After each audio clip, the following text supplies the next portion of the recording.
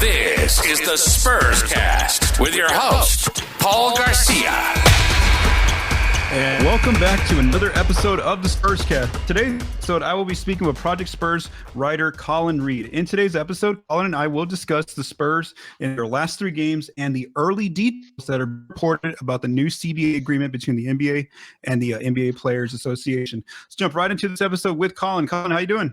I am doing well. You know, I think I talk a lot about like efficiency. I post graphs on Twitter. I talk about the CBA, and just to give like people a little background on like how bad it is. I was up last night at like 11 p.m. I was like, okay, this is the deadline. I had a little whiskey. I was on speakerphone with my brother, and we were like refreshing the timeline. And then it hit midnight, and I was like, I'm going to bed. But then he was like, if you're awake at any hour of the night, text me whatever happened. So we turned it into a little event, and we were like, no one else is talking about it. But it's been exciting to start to see the details leak out through the day. This is something that really is exciting for me, and it's interesting because the NBA has become so transactional in terms of what fans care about, and this is going to impact every aspect of that for fans. So, you know, it's kind of fun to get a little bit of an early picture on the rules are just changing. They're going to be similar, but they're changing, which is kind of exciting for us. For sure, Collin. So, so listeners, if you want to know what's going on with the NBA and the NBA PA, it's that, like Collin said, they had until March 31st to, at least to come to some sort of verbal agreement. If not, there was a chance that, if there was a disagreement with them, we could end up with, down the road a lockout like we've had in previous years. And there was no chance of that happening, most likely from the details. So they did come into a verbal agreement on a decision. And so the hard part though is that the details are getting leaked out very slowly by all the main reporters like Woj, Shams, Bobby Marks, those kind of reporters. So again, Collin and I do want to note, we'll give a timestamp. We're recording on a Saturday evening at 8:30 Mountain Time because, like we said, there's going to be new details coming out that maybe we didn't address, but we at least want to go into what's been reported so far and how that's going to mainly focus on how does that impact Spurs short term. What's going to be some of the immediate changes we're going to see in San Antonio. So before we do that, Collin, dive into the new CBA agreement. Let's first talk about the Spurs. Okay, so the season's almost over, man. 5 more games. They're on a 6 losing. Let's just go through the last 3 games. We won't go into too much detail because, again, they were losses. So we go back to Sunday. The Spurs are on the road at Boston. They lose by 44 points. This was a close game until midway through the third quarter. Then Boston goes up by 15, and the lead balloons all the way to 47 points. And so the spur of the game on this night for San Antonio was Zach Collins. Then on Wednesday, the Spurs had a chance to win a game. They lost at home, their final game in the AT&T Center for this season, by 11. It was close until 3 minutes into the fourth. Then Utah goes up by 19. San Antonio pushed late to get within 7, but the Utah held on. This one was crazy for Talen Horton-Tucker. He went off for 41 points against San Antonio. The Jazz were only favored by 2 because, just like the Spurs, they got a lot of their players due to injury or rest. And mostly, and the best player for San Antonio this night was Devontae Graham. And then the most recent loss, Collin, came on Friday. The Spurs are on the road at Golden State. They actually, if you betted on this game, you lost some money last night. So the Warriors were favored by 17.5, and they ended up winning by just 15. San Antonio actually played a very rising game considering they had Vassell out, they had Jeremy Sohan out, Zach Collins was out. So there was a lot of players out for San Antonio. They kept it close with Golden State. And then in the fourth quarter, Golden State kind of took control. They went up by 18, and then they walked off the floor with a comfortable win. Gorgui Dieng had a good night for San Antonio off the bench with 14 points and 10 rebounds in just 17 minutes of play. So again, Collin, the Spurs weren't expected to win these games. They've had multiple players out due to injury almost every night now. What are your thoughts on them going 0-3 in these last 3 games? Yeah, I wrote a piece early in the season about how the Spurs are rebuilding and not tanking because I thought, it matters the words that we use. And a big part of my argument was the Spurs are going to get out talented every night, but they're going to execute. They're not going to do some of these like big tanking things like shutting players down and having players sit out for long stretches of time with like tiny little injuries. And somewhere around halfway through the year that changed. And like that's kind of been the story for a lot of the year. We saw Devin Vassell get shut down for a long patch of time. And some of these are probably very real, but it definitely is one of those things where it's like if there's any risk of playing on an injury making it worse for these players, they have no incentive to do so. So like early on in the year, they were losing, but they were competitive every time. And now, over the past couple months, it's definitely been just a thing of like, well, when they're at full health, they're losing close, but they've just been so depleted. And some of it is like, as someone who's just looking from the outside in, like how much of this is real versus how much of this is like strategic sitting. I think the only other point of note is, and you see a 47 point lead by the Celtics that ends up in a 44-point game and stuff like that. The only game, I look at these games and I analyze them. I'm not sitting here rooting for outcomes, but the idea that Wednesday's game was Pop's last game at the AT&T Center ever is on the table. And I was hoping that the tanking Spurs could maybe pull that one out for him, just in terms of, can they win Pop's last game in the AT&T Center? Because he might be back next season, but he might not. So it's like, this is, a shot to do it. And it was competitive during some of it, but ultimately the Jazz pulled away. So. Yeah, and going back to what you brought earlier in the season, the idea that it's not just straight up just tanking. It's like you said, they're developing, but they're just going to get out talented every night. And I think you see that in these, because what I was this year was I just did these visual graphics where it shows kind of every 6 minutes or every 3 minute increment of the game, and we noticed almost like quarters 1 through 3, it's close throughout, and then of course the quarter it just balloons away for the other team, and that's kind of been the trend. And again, it shows to what you said, just the other team just has more talent, especially with San Antonio in this place now of rest players on injury management kind of systems. It's just they're getting out talented at the end of the day. But again, they're at least showing that they can be competitive for 75% of the game almost every night.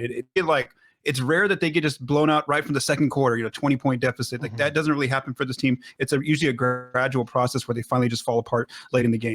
All right, so Collin, now this team has completed 77 games. Like I mentioned earlier, there's just 5 games left. They are on a 6-game losing streak. They're 19-58 overall.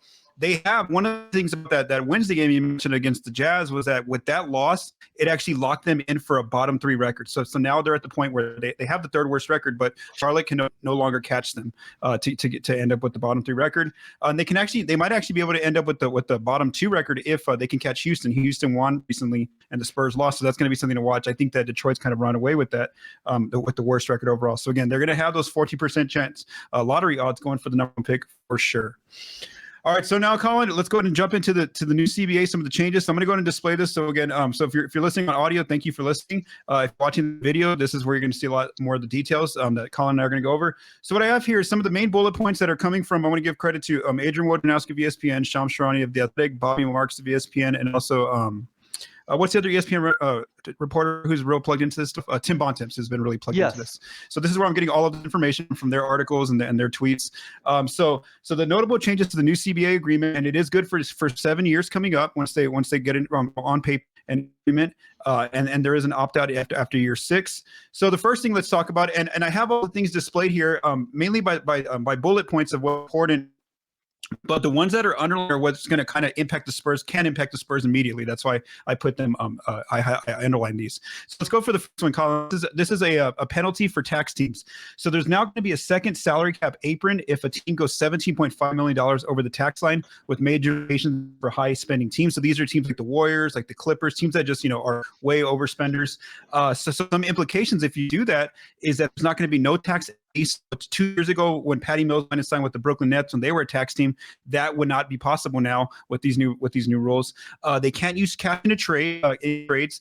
They can't move first round picks that 7 years away. That one doesn't sound too I wasn't sure if that's exactly what they wanted to write. Maybe explain that one a little bit better to me, because I wasn't really understand that one too well.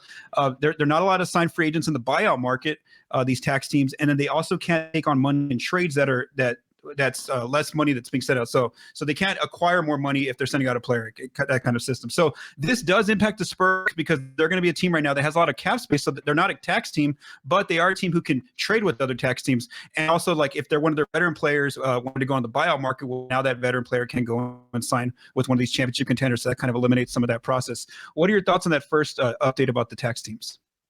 So that is a huge development. And just real quick, because Eric Pinkus, another guy who's really plugged in, he had a tweet, and this is, this is all the caveats that you said. But again, we just want to remind folks so that we're not, in 6 months, people are like, well, you said it this way. He said, he is super plugged in with all the machinations of this stuff. He's helped teams understand the cap. He said, we don't have anything close to the full details yet, and some items may not even be agreed upon, with major points just locked in.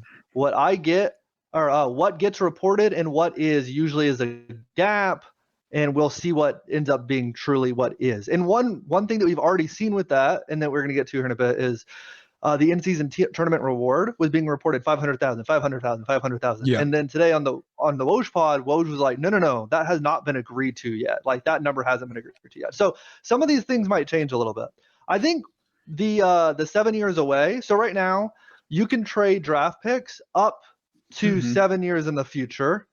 So now if a team has had the second apron, if I'm understanding this correctly, they can only trade picks up to 6 years in the future. So that would be like when the new league calendar hits, most teams could trade their 2030 pick, but teams that hit the second apron could only trade their 2029. And the reason why that becomes really impactful is because you need at least one draft pick in back-to-back years. So if there's a team that hit the second apron, but they have all their own draft picks and they want to make the Godfather offer, which has generally been 4 picks plus pick swaps, they can't do that anymore. They can only do 3 picks plus pick swaps. So all of a sudden their ability to make the Godfather offer, which is also limited in all of the other ways that we're seeing here, they would need to take back less money than they're sending out, which if you're acquiring a superstar player would be hard, all that kind of stuff. But they can only send out 3 picks in trades when they're at the second apron, even if they have all their picks. So that really restricts the ability of these teams that have hit the second apron to make trades. And when you look at not only that, but them not being able to use the tax MLE, them not being able to use cash in trades, not being able to sign free agents on the buyout market, teams that are on the second apron, I'm not going to say they don't have any avenue to get better, but their avenues to get better are much smaller. Now, here's a really interesting wrinkle. The buyout is not something in the CBA. It's a combination of 2 different functions that come together. One is that you can waive a player at any time, and another one is that a player and a team can come together and decide to reduce the amount of guaranteed money that a player is owed. And those 2 things happening at the same time is what we call a buyout. But there can be free agents that haven't been signed on the market at any time. So how are they going to restrict, my question, the buyout market? Are they going to say you can't sign any players after a certain date? That would be kind of crazy. Are they going to say you can't sign any players that were waived from other teams? Like, that might be what they're going for. Like, yeah, I think that's what they're going for. Yeah. So that vagueness there could be very interesting. It probably is going to be the more conservative one there. But yeah, they don't have a whole lot of options if you're in that second tier to get much better. So there's always a lot of unintended consequence, but I think the hope is that this will bring some more parity to the league. This first point in particular. Exactly. From my interpretation, it's like if you're gonna build these superstar teams where you're putting 2 stars together, like the Clippers with Paul George and Kawhi Leonard, well then hey, it's gonna be hard to fill out your role players and and the depth of your team. And so that's gonna make these teams not tier away from doing that model just because and like again, the reason why I think it does impact the Spurs, and we don't think that the Spurs will be a tax team, they're long from that. But the fact that like setting up veteran players, like, to go to be a buyout player and then go play somewhere else, like those kind of that's going to change a little bit differently. And also because San Antonio's going to have a cap room, they can be a team. It's going to change the way that they do trades even with tax teams. So that's why I think that is important and it is a concern San Antonio. All right, Colin, let's go to the next 2. The next 2 bullet points here are here. There's going to be larger trade exceptions for teams in the middle and lower end of the payroll. So right now, San Antonio is more so in the lower end of the payroll. We haven't got the specific details of what it means. And then also there's new and expanded exceptions. So there's going to be 7.5% increase to the MLE.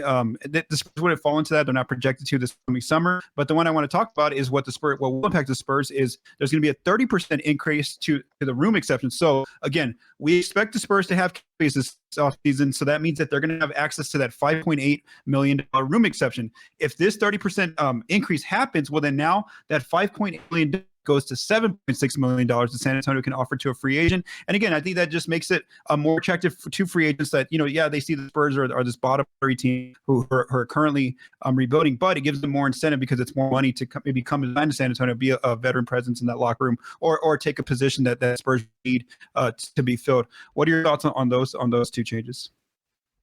Yeah, so going to the trade exception, that one is really interesting. And I have a couple ideas on what that could mean, because with what trade exceptions are right now, it doesn't actually really make any sense. So trade exceptions, as most of the time when you hear someone say trade exceptions, what they're talking about is a non-simultaneous trade where one team trades another player into cap space, and the team that didn't receive anything back gets a trade exception of the size of that player. Now, it doesn't really make sense to put a multiplier on that. Like, oh, well, if you trade 10 million into space, if you're a low to middle team, now you actually get a $12 million trade exception, because they said that their specific verbiage was something like the trade and the free agent exceptions will be better for teams in the middle to low end of the payrolls. So this, what I'm about to say would be crazy. It might be far out there. It might sound stupid in July 1st or even in an hour, but I'm wondering if they're going to make it where you can take on players in trades using the room exception of the MLE, because that wasn't allowed before. Yeah, correct. Yeah. So I'm wondering if this larger trade exceptions for teams in the middle to low end is more of the MLE or the room exception can actually be used as a trade exception, because with the MLE and the room exception both increasing, and let's say hypothetically they did allow it to be a trade exception, that would match the reporting that we've heard of free agent exceptions and trade exceptions are going up for these low end teams are going to be the room exception, and the middle teams are going to be the MLE. So that kind of strikes all the bases in one quick thing, and that's kind of what I'm thinking might be going on, which would be really cool.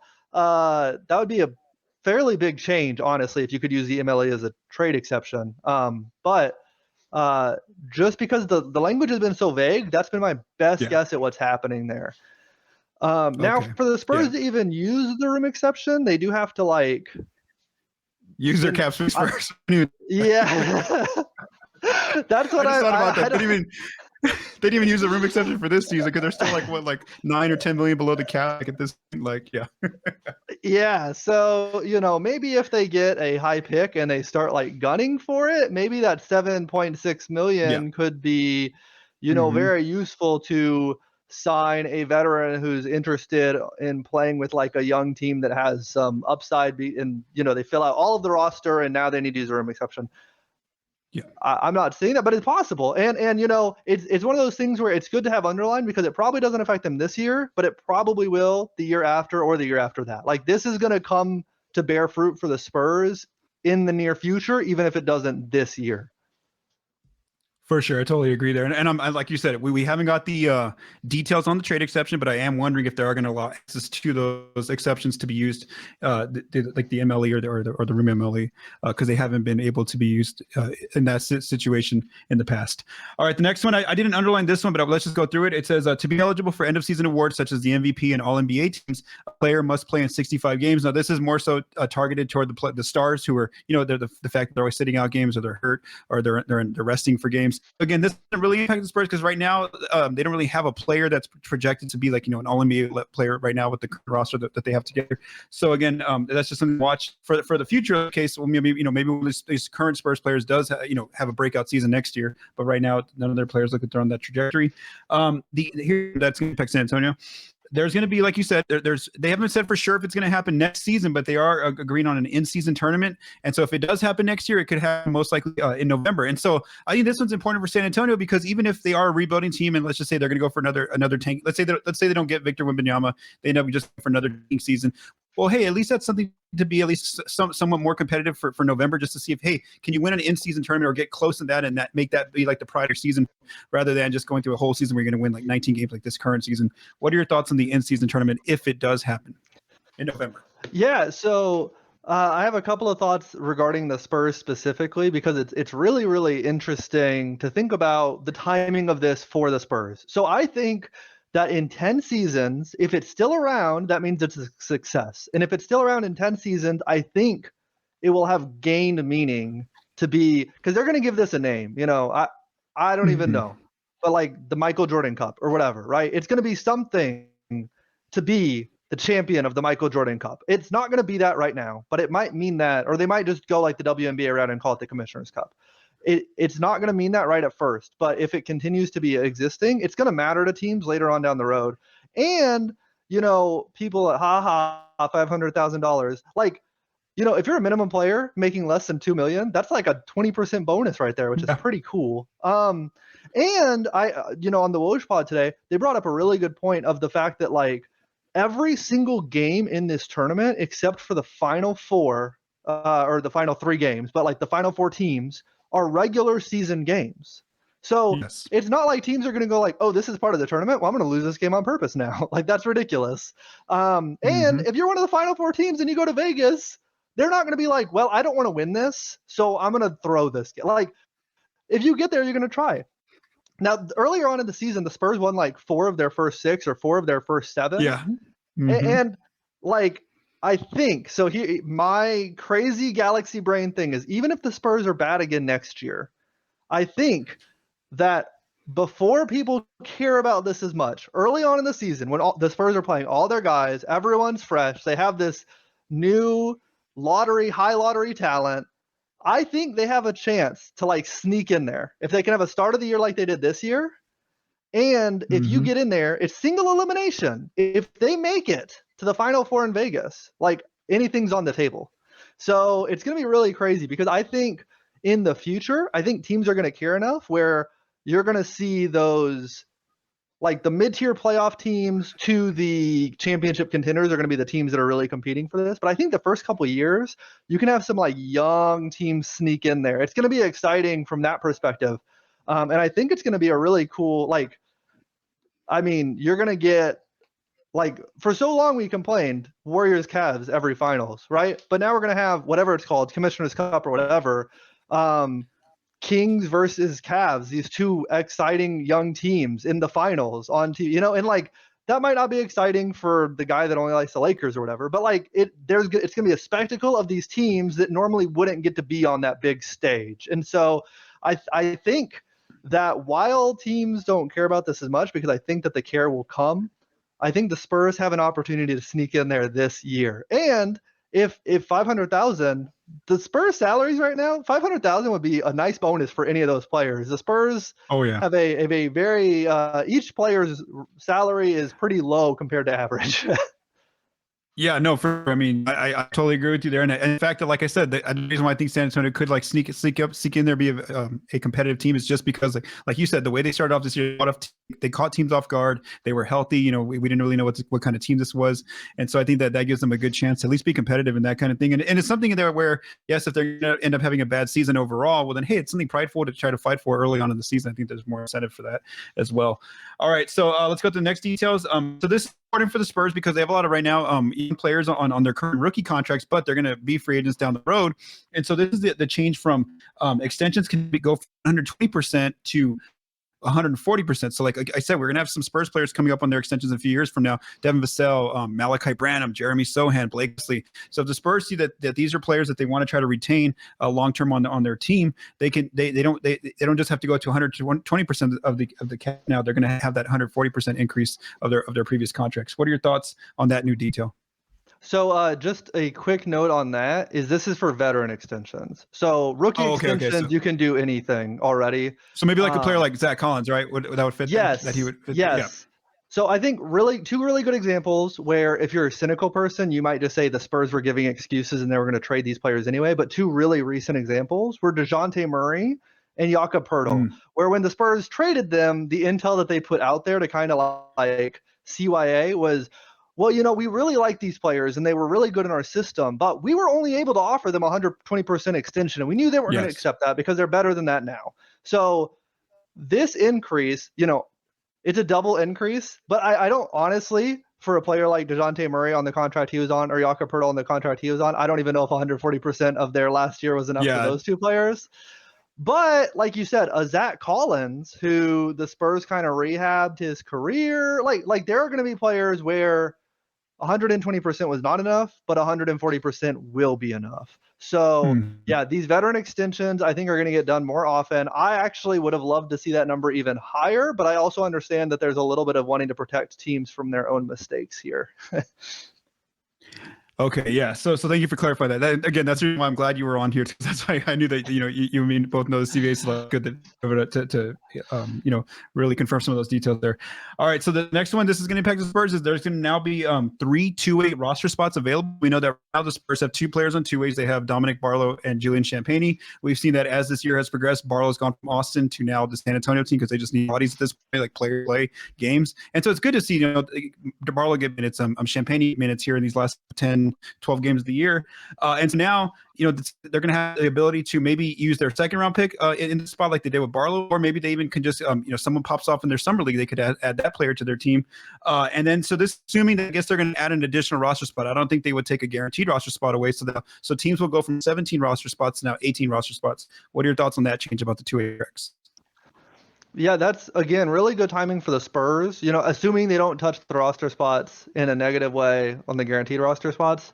Obviously, if and I would assume we would have heard about this if this were part of it. If they increase the guaranteed roster spots, that's even better for the Spurs. But, they're in this rebuilding situation. A really salient point to me is Robert Covington, who I remember Ben Falk of Cleaning the Glass wrote a good article on when the 76ers signed Covington. There was a lot of very cynical media kind of hit pieces out there that were like, look at the 76ers. They're signing another player that no one's heard of just to tank worse. And it was like, no, we care about these players so that when we're good, we want to find players who are going to hit and match with those things. And Robert Covington has been a very vital role player on a lot of teams. And so I think every tool that a rebuilding team gets to find more rotational players for their next playoff iteration is a wonderful tool.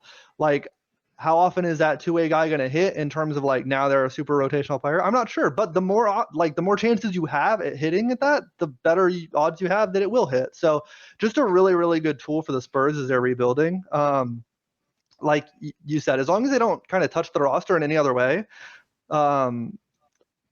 very fortuitous that this happened right now because the Spurs will continue to get the opportunity to test guys around, they might take their 2-way guys this year, promote them to the main roster, and now they have 3 free spaces that they can use however they want, which is really exciting. So yeah, I think wonderful for the Spurs in terms of their rebuild. For sure, I agree with you there.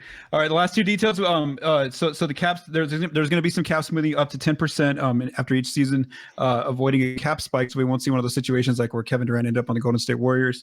Again, because the Spurs aren't really contenders at this point, that's not really as impactful for them. It's just notable that that there's a chance that the salaries will be going up each summer.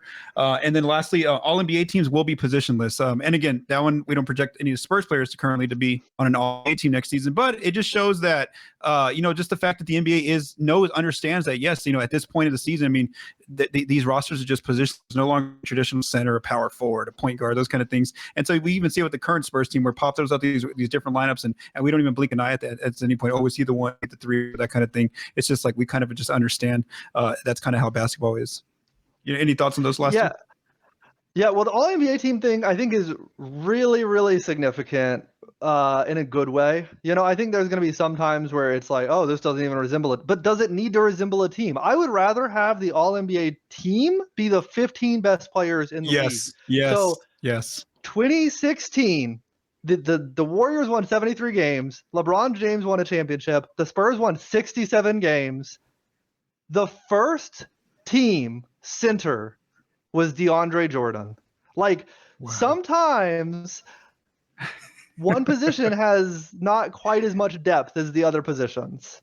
The year where one team won 73 games, LeBron kind of tore through his conference and ended up beating the Warriors, and the Spurs won 67 games. I would imagine there would be other candidates for a first team All-NBA player if that were positionless. And I think anyone would say, well, the reason why DeAndre Jordan, who was really good at the time, but not we think now of the All-NBA centers this year are going to be Nikola Jokic, Joel Embiid, Anthony Davis. And obviously this is a very different tier of player, right? So just because we have these positions for no real reason other than make it look like a real team, even though they never play together, it's not the All-Star game. you have a situation where the 5 best players in the league were not the 5 first team All-NBA players, which is just kind of a silly thing. So I'm very happy about this because I would like to see what the media comes together and says, these are what we think are the best 15 players, because that is more interesting than who's the best 3 centers, who are the best 6 guards, who are the best 6 forwards. Yeah, no, exactly. I wonder too if they would maybe do that too for the All-Star team. And they said they are going to, but because I think that's another issue too, where players that are having way better seasons end up getting left off just because the positions that the fans have to vote on and the coaches have to vote on are already filled. It's like there's just not enough spots. So I wonder if they're gonna, because like we said, details are still emerging, so maybe that might be an option. All right, Collin, our last topic here, so again, just before we close out that segment. So again, Spurscast listeners, those are just the details that have been reported so far on new changes to CBA. Again, none of this is locked in until these actual details are written out and the document actually gets published. So that hasn't happened yet. We'll continue to see more details come out in the future. And Collin and I would definitely visit those once they do come out in the future. All right, so now, Collin, let's go to our last topic here. And this is the Hall of Fame announcement. I wasn't, for me, it wasn't too surprising to see any of these players and coaches this list. I mean, these were all great players, coaches. So let's go ahead and begin. The details that I got are from the actual Hall of Fame website. So the 2023 Hall of Fame will be taking place this fall. So the announced players and coaches are Coach Pop for the Spurs. Of course, he's going to be in winningest head coach in NBA history, 3-time NBA coach, 5-time NBA champion. No surprise there. Tony Parker, 6-time All-Star, 4-time NBA champion, 2007 Finals MVP. Becky Hammon, she was in her WNBA career, 6-time WNBA All-Star, 2-time first-team All-NBA WNBA recipient. We know that she was also one of the first few coaches in the NBA. We also know that she won a title in the WNBA with her team in Las Vegas this past season. And then Pau Gasol, though these accolades are more so for his career with the Lakers, we do want to know, what he did in his time. 6-time All-Star, 2-time NBA champion, 2002 Rookie of the Year, where the notes, his accolades there. So again, the list isn't too surprising to me. It's going to be a really cool event to watch, though, in the fall. Again, I really like Monobli's recently, Tim Duncan's Hall of Fame celebration last year. I mean, the years past. So I think it's a really cool time to see when basketball's not happening. I think it's like in September, August, those Hall of Fame inductions. What are your thoughts on all 4 of the players and the coaches getting in? Yeah, so very exciting. I think that Becky and Pau were like with the team for a good bit shorter time, and obviously I think Pau had a very positive impact on the team that wasn't noticed by a lot of fans. I think just his leadership, and I think that his play was underrated by fans, all that kind of stuff. And Becky, beloved by the fans. A lot of people were hoping that she would take over as head coach when Pop retired. Mm-hmm. That aside, I think that there is some level of satisfaction to see that Coach Pop plus the big 3 like this, when we think about Spurs basketball 40 years from now, we're going to think about Coach Pop and the big 3, and the fact that they are now in the Hall of Fame together, I think is just right. It feels good. It's how it should be. I will say the one surprising one actually on there is, so with players, they have to be out of the league for a certain amount of time. I don't remember exactly how long it is. They can't be active anymore. But that's not true for coaches, and Pop has been eligible for a long time. Yes, that's true. Mm-hmm. I am just a little bit interested in that. He could just be like, well, I'm the winningest coach now, so I'm going to go in. I'm hoping it's not a premonition of the news that none of us want to hear, but I'm a little bit worried that it is. So, yeah. So that could mean, again, we don't know exactly what he's going to do this offseason. I know there's articles written almost every day about that, especially with the game. Like we said, he just had, if he does retire at the end of the season, he just had his final home game in San Antonio Wednesday, so that they're going to finish off their remaining schedule on the road. And then also, of course, the 2 substitute home games are in Austin to end the year here. So again, we'll kind of keep an eye on that. He announced he would do this off season, but again, I think that just in the fall it'll be something fun to watch. It's just a really cool event to keep an eye on the Hall of Fame. I really haven't watched those in the past, but the fact that Manu recently and Timmy was in it, and now Tony's going to be in it, Pop, Becky Hammon, even Pau, it's going to be really cool to watch that event. All right, so thank you to Collin for joining me on this episode of Spurscast, and I also want to thank Joe Garcia for mixing and producing this episode. From all of us at Project Spurs, stay safe and have a great day.